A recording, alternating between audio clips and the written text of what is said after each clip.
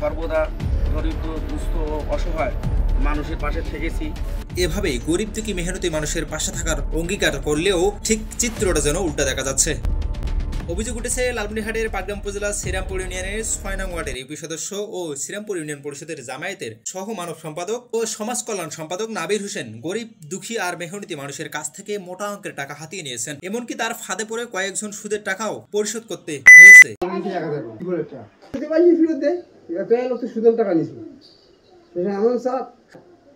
ঘুরে বেঁচে দিয়েছিল আর অন্য সুদান টাকা নিয়ে দিয়েছিল। এই দেখে দাও মইনুল, কাশেম, অবুকুল, মুই, টেঙ্কুর বেটা, জোনা, একাধিক ভুক্তভোগী জানান, আমাদেরকে বলা হয়েছিল টিসিবি কার্ড, টিউবওয়েল, ভিজিটি কার্ড এবং মাতৃকালীন ভাতা, বিধবা ভাতা সহ বয়স্ক ভাতা করে দেওয়া হবে, কিন্তু টাকা নেওয়ার পর কিছুই পাইনি আমরা। ওষুধ কিনে খাওয়ার পয়সা নাই বলে সিম বিকেল নাম্বার কর কোন বলে আর বলে কি কর কোন সিম তুললে তুলনো আর বলে টাকা নাগে ১,০০০ বলে কি করবো অনলাইন টু অনলাইন ১,০০০ টাকা কোনো মতো জোগাড় করে দিন। সেটা বলে মোর নামে বলে না হয় এখন কারণে দেখি আনেন সেটা কাশ্মীর বলছেন না নিয়ে আনে দিনু বাহু দেখ দিয়ে দিনু হয় নাই বড় কথা নেই। ১,০০০ টাকা দিছি ভাড়া ঘুরে কি আমার তো আর জানি না এলা ঘুষ না শুন না গেলে কি নাকি আসলে আমার জানি না আমাকে আমার কয়নি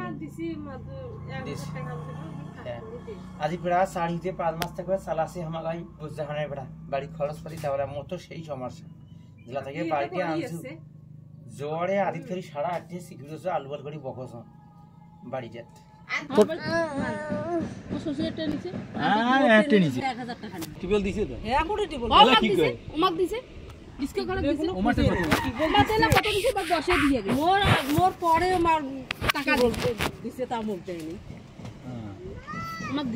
কাপুলির মাইয়া না কাকান আমার পরে না ভাই ১,০০০ মোর বাড়িত বসি আমার বাড়িত বসি আমার টাকা দিছি মুই বাড়িত নাই মোর হাত দিয়ে ফোন দিছে মুই কাজ থাকি নাজমুল কইছে যে মোর টাকাতে দে মোর বাপু না হাতত দিছে আব্বা না হাতত দিছে নবসি টিবেলের টাকা তো সোয়া এটা নিছে ওই সোগা এটা কিন্তু দিছে কত করে ১,০০০ করে দুজনের বাপ দিছে আমার না মাস খানেক আমার লা বছর পার হয়ে যাচ্ছে ১.৫ বছর হচ্ছে জামাত থেকে বরাদ্দ আনি পরিশোধের আছে এই মতো মুই ৩,০০০ টাকা দিছি আমার ওই সময় বোধহয় ৭ জন না ৮ জন লোকে ২৭,০০০ টাকা দিছি যে টিবল আনিয়ে এনে গরিব মেশি ভাগ করে দেওয়া যাবে মোক ৩টে টিবল দিবেছেন দিয়েছি।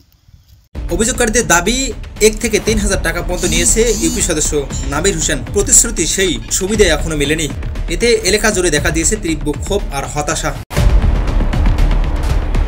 অন্যদিকে সব অভিযোগ অস্বীকার করে ইউপি সদস্য নাবির হোসেন বলেন, আমাকে ফাঁসানো হচ্ছে, আমি একজন নির্বাচিত ইউপি সদস্য, আমাকে বিপক্ষে দাঁড় করিয়ে ইউপি সদস্য বানানোর ষড়যন্ত্র অংশ হিসেবে এইসব অভিযোগ আনা হচ্ছে। তবে এ বিষয়ে আমি সংবাদ সম্মেলন করেছি।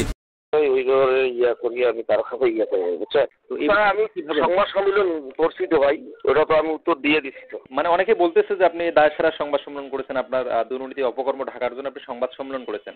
না অসম্ভব পুরো মিথ্যা কথা ভাই। ফাঁসানোর জন্যই তো এরকম করতেছে ভাই। আমার প্রতিপক্ষ আমার জন্য ধরা যাবে, এই জন্য আমার প্রতিপক্ষ দল এরকম করতেছে। তবে জামাতের যে বিষয়টা উঠেছে সেটাও কি ভিত্তিহীন? ওটা ভিত্তিহীন ভাই, ওরকম ধরনের কথা আমি কোথাও বলি, পুরো মিথ্যা কথা ভাই। এ বিষয়ে পাটগ্রাম উপজেলা জামায়াতের সভাপতি হাফেজ মোহাম্মদ চুয়ের আহমেদ বলেন, জামাতের নাম ভাঙিয়ে কোনো কিছু করার সুযোগ নেই। আপনি জনপ্রতিনিধি আসবেন, ঠিক আছে, ওনার কাছে আপনি সরাসরি যান, ওনাকেই আপনি জিজ্ঞেস করেন, উনি উত্তর দিল। জামাতের নাম ভাঙে টাকা নেওয়ার কোনো সুযোগ করে থাকে তাহলে ঠিক করে নিয়ে, মানে যদি নিয়ে থাকে এরকম তো ফুটে ফুটে আমার কাছে আছে, সেটা তো অবশ্যই না, ওগুলো আমার কাছে কোনো তথ্য নেই। আপনার কাছে নেই এটা বুঝলাম, মানে আমাদের কাছে আছে। হ্যাঁ, যদি এরকম করে নেওয়ার সুযোগ আছে কিনা, বা টিসিবি বয়স্ক ভাতা বা আপনি ওনাকেই গিয়ে জিজ্ঞেস করেন কার কাছে নিচে কোনো ডকুমেন্ট আছে কিনা ইত্যাদি।